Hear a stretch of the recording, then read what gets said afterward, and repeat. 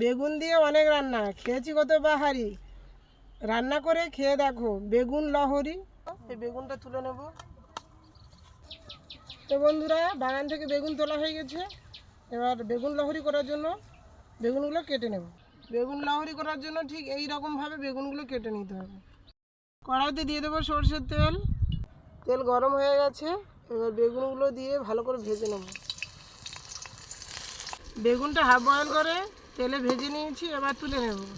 চিনি কালার হওয়ার জন্য দিয়ে দেব তেজপাতা, ফোড়ন, গোটা জিরে, দিয়ে দেবো পেঁয়াজ কুচি, তার মতো লবণ, হলুদ গুঁড়ি, লঙ্কা গুঁড়ি, পরিমাণ মতো জল।